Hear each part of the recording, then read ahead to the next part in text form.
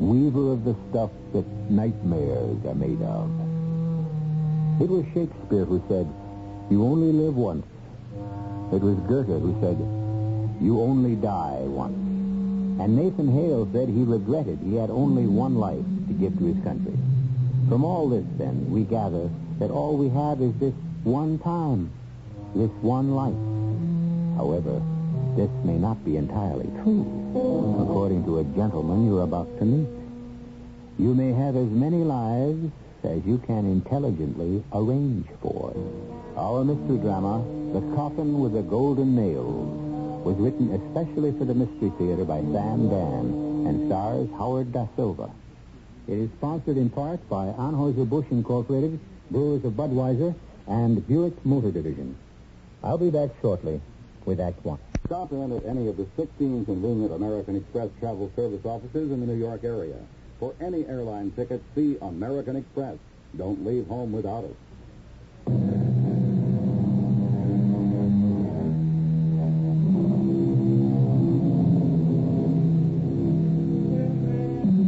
In the midst of life, we are in the midst of death, the book tells us. And this should teach us that survival is largely a matter of perception. And perception is the ability to see through the trappings directly into the heart of the matter. Therefore, people with perception never overstay their welcome, never overplay their hand, and are never caught in the rain without an umbrella. A man of perception was Ramon Zorilla, Colonel Ramon Zorilla, chief of the secret police of one of those little nickel-and-dime dictatorships somewhere south of the border. The colonel had an ingrained cruelty and a sheer delight in the sufferings of helpless human beings. We're about to witness the colonel at work. One moment, if you please. I am Colonel Ramon Carlos Vicente Maria de Soria y Sanchez, and this is my story. And I resent the way the gentleman has presented me. I am not some monstrous, sadistic brute. As a dedicated patriot, I was part of a holy crusade to restore law, order, decency, and respect to my beloved country. Well, she refuses to talk, Colonel. Refuses? Refuses? Young woman, is it possible that you believe you're attending a dance where you may grant or refuse a gentleman the pleasure of a waltz? What does this animal call herself? Anita Dionys. Anita Dionys. Corporal, hand me a whip.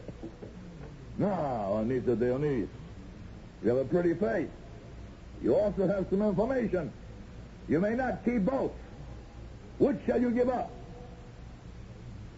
Who are your companions? Choose. Very well. You have chosen.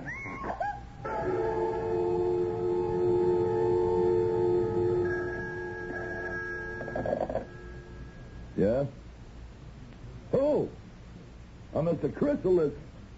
I never heard of him. Send him away. Ah, Colonel. I am Mr. Chrysalis. I told my sergeant you are not to be admitted. I'll teach You you. should teach him how to block a right cross to the chin. I could have you shot. Sit down before I take my business elsewhere. Do you know who you're talking to? How old are you? 30? 35? Very good bones on that face. We can do a lot with them. And you were a school teacher before you got into all of this? What did you teach? I was an assistant professor of zoology at the university. Now, see here. My name is Mr. Chrysalis. I am sales manager of Metamorphosis Incorporated. My card, sir? What does all this mean? You, a biologist, ask the meaning of metamorphosis? I know what it means. A transmutation, a transformation from one life to another. Precisely. And now I've had enough of And it. that is what I propose to do with you. Ask me why. Why? Within 90 days, the revolution will come to this country. Who has told you this fairy tale? This infamous... Soon you shall have a new government, which will do unto you as you did unto others. I am here to sell you insurance. Insurance? What kind of insurance are you talking about? The name of our company answers your question. Metamorphosis. Yes. All of our clients have been metamorphosized into other people, and they lead their new lives out in the open. Ha! You must be insane. Consider the monarch butterfly.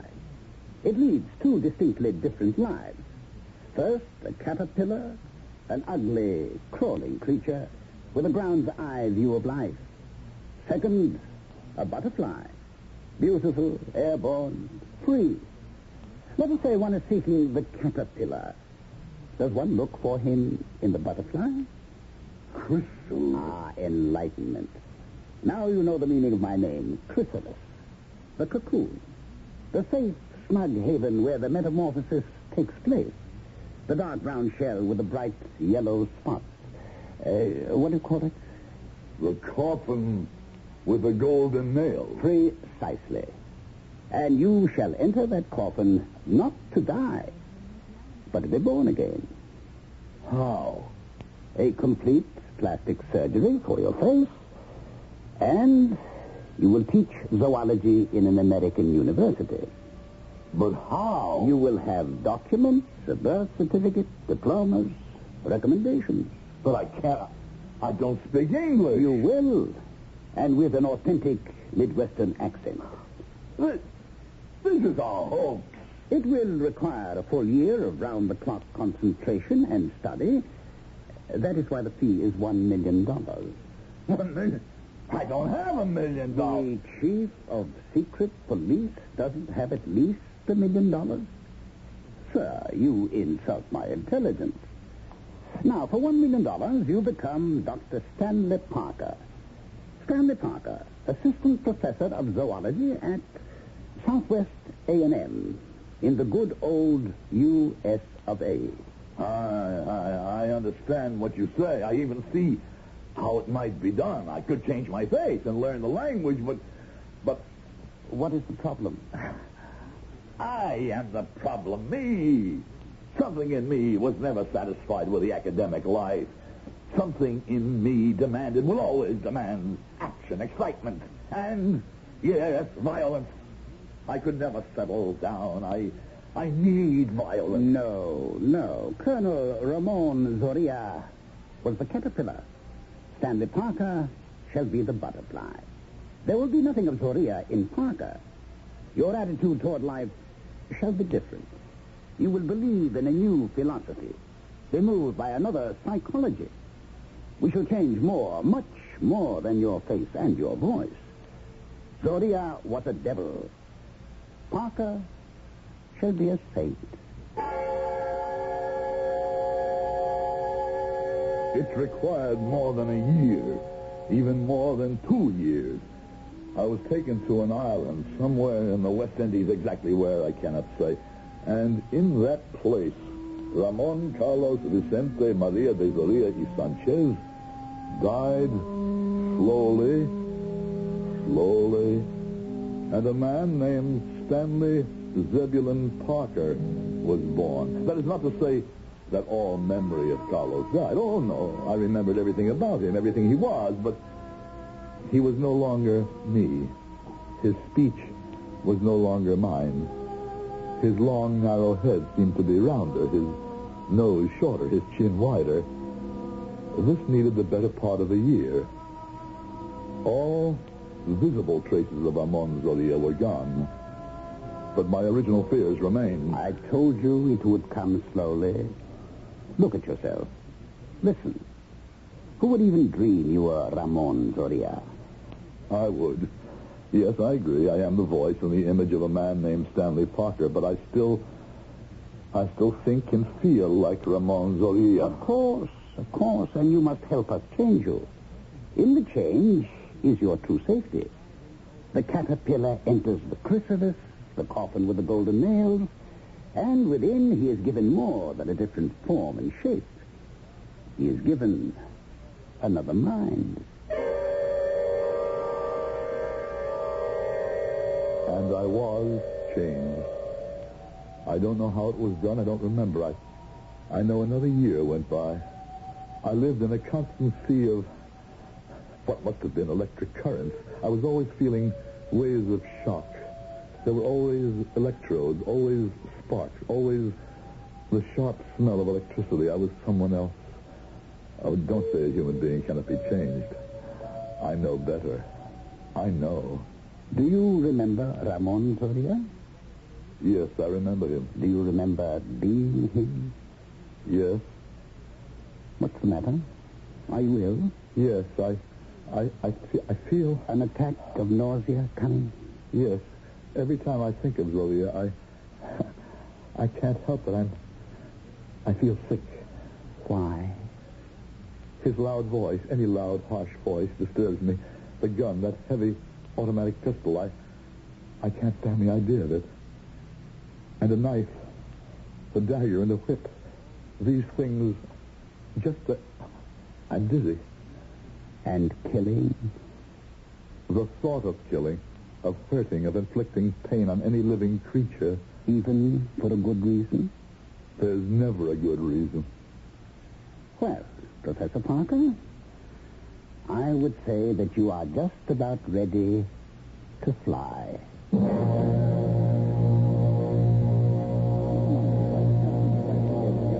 Excuse me. I'm trying to read your name badge. Professor Dionis? I'm Anita Dionis. How do you do? I'm Stanley Parker. Biology. I've come here to teach Latin American literature. Oh, that's interesting. I can't say I've read very much literature of Latin America. Well, aren't you going to ask me about it? Ask you about what? You've been staring at it for the past half hour. Staring? The scar on my face. Oh, I'm sorry. I didn't mean to be rude. It's just that it's so... Horrible.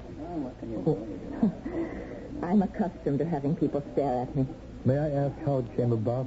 Oh, some years ago, the government of my country, the democratic government, was destroyed by a military junta. And my family, the Dionis family... The, Dionis family? Oh, I'm sure you've never heard of us. But we all joined the underground, and I was captured. I had the honor to be interrogated by the head of the secret police himself, a monster called Colonel Ramon Zoria. Zoria? Interrogated. He slashed me across the face with his whip. Oh, no. Oh, I'm sorry. Why, you've gone so pale. You look ill. Please, sit down. Could I get you something? I don't know what came over me. Well, you North Americans. This is so foreign to your experience. I understand there's been another revolution down there. Yes. The swine has been driven out. Some of the big ones have gone into hiding all over the world. But one by one, we smoke them out. We? Oh, we have justice teams. My own brother leads one, and day and night he seeks Zoria. Zoria murdered our father. Dionis? I don't even remember that name. But why would you remember? A daughter mutilated, a father murdered. When I say I don't remember reading about it. Oh, I'm sure even Zoria himself wouldn't remember. We were among hundreds of thousands, millions. In every country, we are the nameless ones.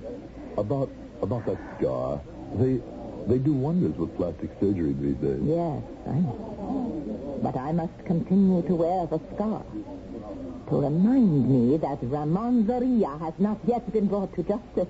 Oh? Is it possible, perhaps, he may be dead? Well, we will only be convinced when someone has seen his dead body. And until that time, the hunt will continue. Oh, but why do we talk of such things? I am sure it has no real meaning for you.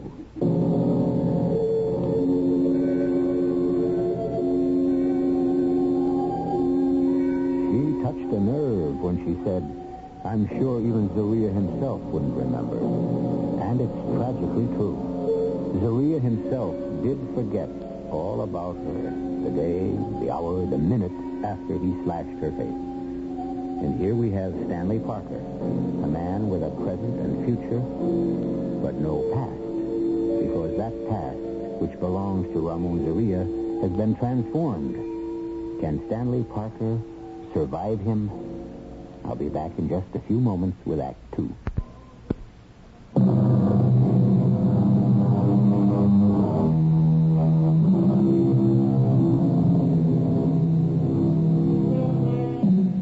Colonel Ramon Zaria was a fanatic. He would torture and kill all who disagreed with him. Stanley Parker will faint at the sight, even the thought of blood. And yet, Zaria and Parker are one and the same human being. How is it possible? Why do you even ask? Consider what has already occurred in this, the age we live in. Is anything impossible? Good evening, Professor Parker. Oh, it's Mr. Chrysalis. May I come in? Thank you. Sit down. What can I do for you? I'm here to sell you some more insurance. Oh, but I really don't need any. Oh, but you do. Suppose someone were hunting for you, and he started to come close. Oh, but that's impossible. There's nothing of Ramon Zaria about me anymore. I spoke to a young lady just last week. She'd have a good reason to know Ramon Zaria, but she never... Well, what if this lady, or her brother, or someone else, were to somehow unravel... But I'm not Zaria. You know that. I'm someone else. Precisely. You are a person who is unable to protect himself. Therefore, metamorphosis will see to it that you are protected at all times. But I don't need to... Look, I dislike arguments. Our fee is 10% of your annual salary. Even if someone were to threaten me, I'm unable to kill. You will not have to. We do it for you. I will not be a party to any killing. And nevertheless, we shall insist on our fee. It's blackmail. It's in your best interests. Now, about Miss Dionys. Campus gossip has it you see a great deal of her. I feel drawn to her. Do you have a feeling of guilt? Yes. But why? What has Stanley Parker to do with the deeds of Ramon Zaria? Is the butterfly to blame for the depredations of the worm? Maybe it's more than that. Maybe I'm falling in love with her. Do I dare? My boy, you are a brand new human being. You may dare anything.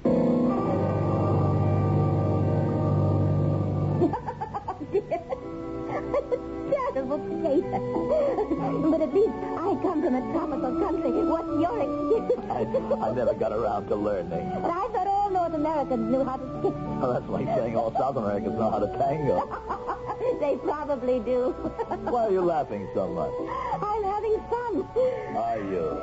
Oh, it's been so many years since I could do something silly like this. Why, the last time I was out with a man, he was my group leader, and we walked arm in arm down San Sebastian Boulevard. In Aragonia, the main street. That's right, it is. But how would you know? I've become interested in your country. Why? Because it's your country, and everything about you interests me. We pretended we were lovers. Under my dress was an ammunition belt. Under his coat was a submachine gun. And that's why I feel so good right now.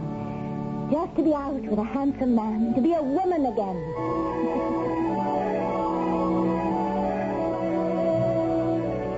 It was a great afternoon. I hope you enjoyed it. Oh, why don't you come in? Perhaps I could find something for supper. Oh, I wouldn't want you to go to any trouble. Oh, well, you must tell me all about yourself, Stanley. Why are you afraid? Always afraid that you may cause someone trouble. I want to know everything about you. There isn't much to tell. Oh, there's a whole lifetime to tell. All right, now, into the kitchen and we'll see what's in the refrigerator. I'm a terrible housekeeper. Some eggs and... You speak English perfectly. Well, I was educated in the United States. I only returned home so I could fight against the junta. Was that the only reason you returned? Oh, I suppose I was an idealist. You say was. Well, not so much anymore. Why? Regardless of who's in power, somebody is going to be persecuted. That is the story of the world. I know. But maybe we should be trying to write a new ending to that story. I would rather hear about your story. My story? Where were you born? In the United States. I know that, silly. Where? Indianapolis. You know, I went to college with a girl from Indianapolis. I visited her quite often. Her name was Helen Morrison. Did you know the Morrisons? No, I don't believe so. Where did you go to college? Northern Institute of Technology. But Helen Morrison married a boy from there. What was his name? I was maid of honor at the wedding. Can't remember his name. Walter Pierce. Did you know him? No. Anita. Fernando! Oh, why didn't you tell me you were coming? Stanley, my brother, Fernando Dionis. Fernando, Stanley Parker. How do you do? Anita, where were you all afternoon? Stanley and I were skating. I hope you had a good time. What's wrong? Yes, you had a good time. Your cheeks are flushed, your eyes are sparkling. And Ramon Zaria is still alive. I'm sorry. We swore on our father's grave that we wouldn't rest until... I know that. And so what have you done today that has brought us closer to this moment? Today I did something for me. Sit quietly. Let us all sit quietly. Stanley is someone who has become very dear to me, very close to me. And he will be your brother to help make up for the brother we lost. Stanley, can you say something to Fernando? What can I say? I'm not a man of violence. You know that, Anita. But that's why you should say something, because the men of violence have nothing to say to us anymore. Vengeance is mine, says the Lord. And let us leave it to him. No. You must. Why? Because it must all end somewhere. The violence, the destruction must end. Yes? Shall I publish a notice?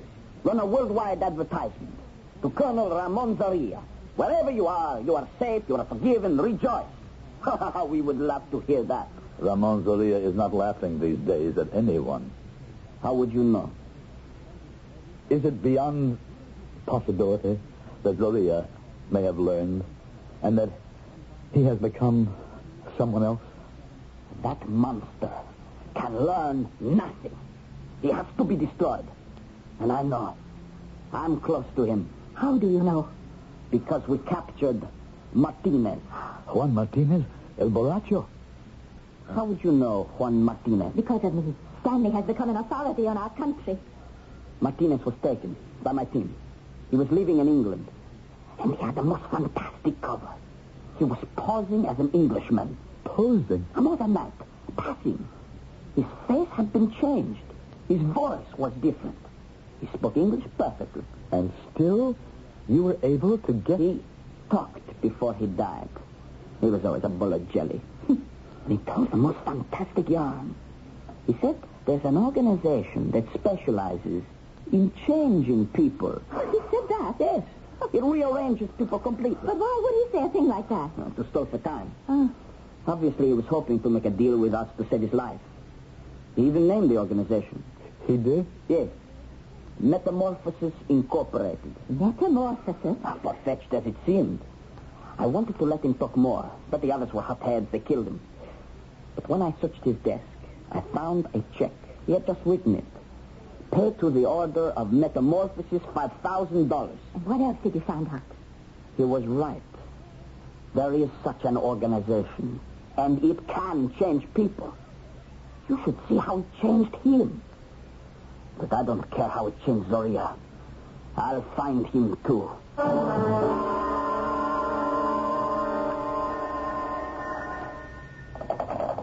Hello? Stanley, did I wake you? No, Anita. I haven't gone to bed yet. I called because I wanted to know if you're all right. Oh, I'm fine. I know you were quite uncomfortable this evening. Fernando can sound so bloodthirsty. I understand, Fernando. Oh, darling, you understand everyone, and that's why I love you. Oh, perhaps I shouldn't have said that. I love you, too. You are the most wonderful human being I ever met. Come see me tomorrow, promise? Yes, darling. I promise. Good night, my dear. Good night.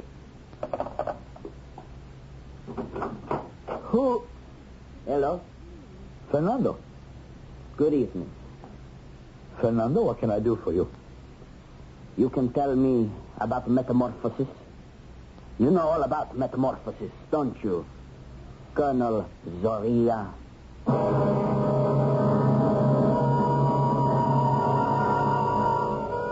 He does know all about metamorphosis. But how does Fernando know that? The disguise was perfect. The cover was flawless. The personality change was complete. And yet, here we have Fernando ready to pull the trigger. What could have gone wrong? What little detail was overlooked, if any? Why don't you try to solve it? And we can check each other out when I return in just a few moments with Act 3.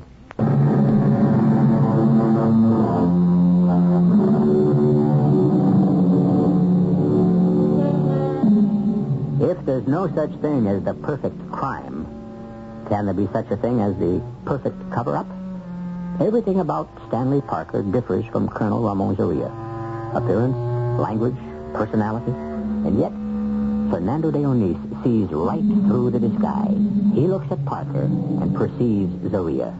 Bearing out, of course, what we had said about perception at the very beginning of our story. But what has he perceived? Why do you call me Ramon Zoria? That's who you are. Do you deny it? Yes. I can prove it. I am not Zoria now. Yes, true. You were Zoria. Yes. The last time we confronted each other, you placed a pistol against my head. You remember? I don't remember. Don't lie. I don't remember because there were so many of you. So many thousands of you. How can I remember? Do you know how we found your friend Martinez? Through his fingerprints. Can you imagine? This metamorphosis makes such seemingly magical changes, but the fingerprints remain the same. And you found me through my fingerprints? Yes. How? It was a joke on my part. I carried the fingerprints of all of you, always, on the chance. Tonight I couldn't sleep. I said, Zoria will be completely different. He will be someone I would never suspect. And what made you suspect me? Nothing. I said to myself, who is the least likely person? Why, Stanley Parker. He is so obviously a Midwestern American. Oh, but Stanley is a zoologist. So was Zoria. And I was laughing to myself. It was so silly. I said, well, let us check the fingerprints just as an exercise. Yours were on a glass. And what will you do with me? Kill you. Does Anita know? She'll have to. Why? You can have Zoria, but let her keep Parker, at least in her memory. No, the whole world must know. Especially the scum who are still in hiding. Let them realize there is no escape. You're not going to kill Ramon Zoria. He is already dead. I listen to you. You know how? The way you listen to others. With deaf ears. He died on an island long ago. You will die here and now. Go ahead and pray. And what's wrong with praying? It's the will of the Lord that I be found. I'm content. You may kill me. I was hoping you would put up a fight. I would beg for your mercy. That would make it easier for you, wouldn't it? Or offer me a fortune the way Martinez did. How can you stand there quietly as if you're judging me? What am I going to do with you? What you set out to do. Kill me. No. We didn't set out to kill. We wanted to bring you, all of you, to justice. Then bring me to justice. But you're not Zoria. Not anymore. Who am I bringing to justice? Allow me to solve your problem. No, don't. You killed him. Of course. Why? Why did you kill him? My dear boy, I have a very substantial investment to protect. You didn't have to kill him. In another minute, you'd have been weeping on each other's shoulder. Why did you kill him? You see now the value of an insurance policy? Come, we must dispose of his body. What did the police say? They said it was a hold-up, that he was robbed on the street. It happened. No, it was Zoria. Zoria? It can only mean Zoria felt Fernando was coming closer. It means Zoria must be here. Somewhere. But how could Zoria be here? Because Fernando is dead. Oh, Stanley. Stanley, please help me. You're all I have left in the world now. Say you'll help me. Say you'll help me find Zoria. Kill him. Promise. I promise.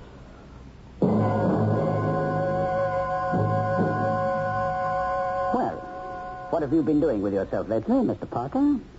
Oh, what do you want? I've had some disturbing reports about you. Such as? Such as drinking. Even as Zoria, you never Join me? Oh, no. Besides, we have a very serious matter to discuss. Anita Dionys. What about Anita Dionys? She'll destroy you. That's a lie. Look at yourself. I stood by while you killed a man here in my home. Well, that was necessary. It was murder. And I'm as guilty as if I had pulled the trigger. I can't face her, and I can't face myself, and I don't know what to do. The answer is not in the bottle. There's no answer at all anywhere. I'm what you made me.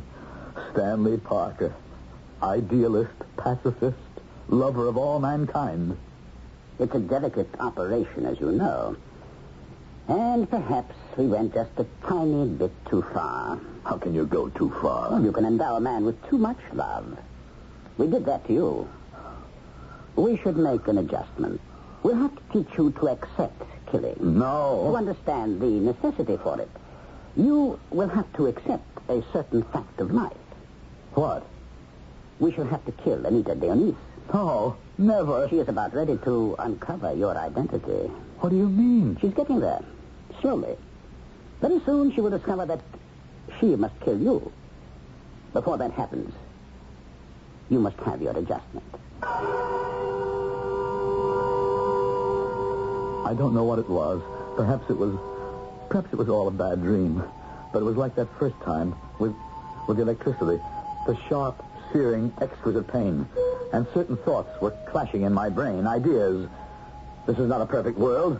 Man does what he must. The art of compromise. No laws are absolute. Morality is relative. And I don't know. Had I gone back to the island, or was it another bad dream? But there was an idea in my head, an idea. I knew I had to call Anita and ask her something, ask her to go somewhere. Anita? Hello, stranger. Where have you been? I've been busy. I was wondering, care to have a picnic lunch tomorrow? We can go into the country. Yes, What is it? Stanley, I have some questions I'd like to ask you. Oh? Such as? It can wait till tomorrow.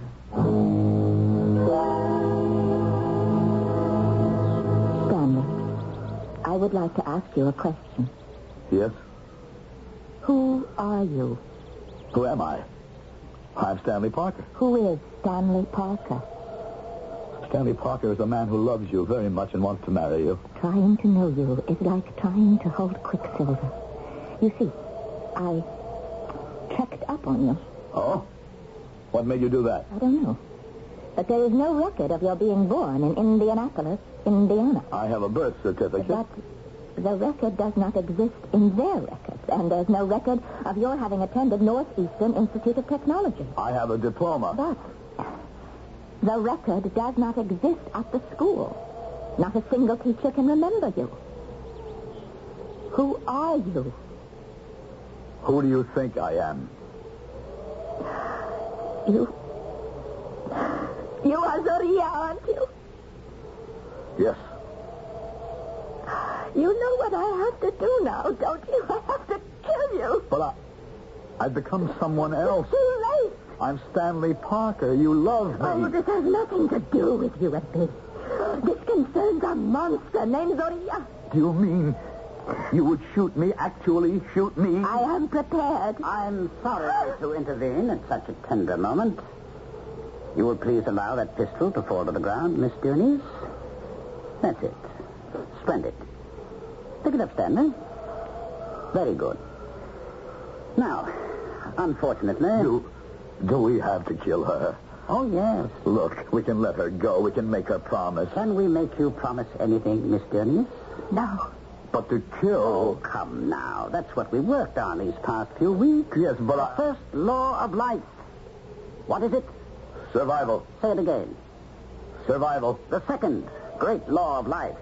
Kill or be killed. How does that square with the commandment, thou shalt not kill? We here below are imperfect creatures. You're 35 years old. You have more than half your life ahead of you. A beautiful, happy, productive life. Shall you throw it away for her? No. Then shoot her. It's your life or hers. You don't believe me? Ask her. Ask her. Anita, is it true? Yes. Your life or mine. You'll have to kill her, Stanley. Why me? Why not you? Both of us will be guilty of the murder. Shall it make a difference which one pulls the trigger? No. Then you do it. Anita, we could find a way. The past is dead. No, it's alive. It has just been reborn. Metamorphosis. I see it happening. How strange. In reverse. Parker is becoming Zoria. No. You can have certain ideals. You can have your life, but you cannot have both. You must give up one. Choose. And now Parker is talking like Zoria. Shoot her. I am not talking like Zoria. I'm not. Shoot her right now. I can't. I can't. I will. No, you won't. You won't. You won't kill her. You won't kill anyone anymore. Anita, go away from here. Quiet. He wounded you. No. He killed me. I'll get a doctor. No. I'll get a doctor. No, I have to die. You know that, don't you? I don't want you to die. Even if you were Zoria. Even if you were. You've become another person. No, I'm still Zoria. You see, the real life, the long life, the working life is the caterpillar. The butterfly only lives a short day. The butterfly is only a dream. A caterpillar's dream. I love you. And I love you. And it's just as well that I die. You're not Zoria. You're Stanley Parker. Only for a little while. But you see, slowly, I was becoming Zoria once more. Because that's the only life I really know how to lead. The only life I ever wanted. Goodbye, Anita. No. Don't be sorry for me. Who else? What other human being has eaten the dust and tasted the sun? I have been both. The caterpillar and the butterfly.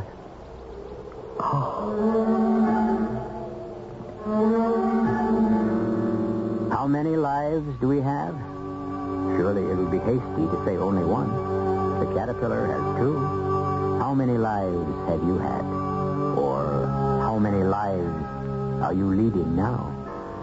I only have one that I know of, and I'll be back to tell you how we might share an experience in just a few moments.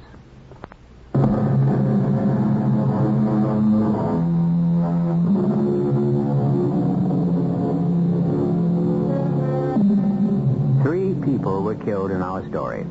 But that wasn't what it was all about.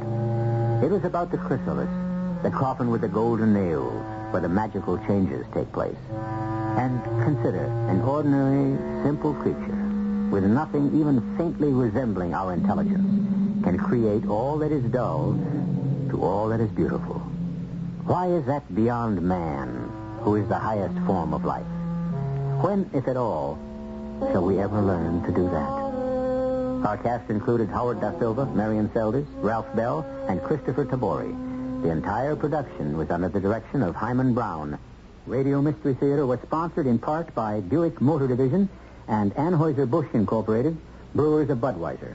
This is E.G. Marshall inviting you to return to our Mystery Theater for another adventure in the macabre.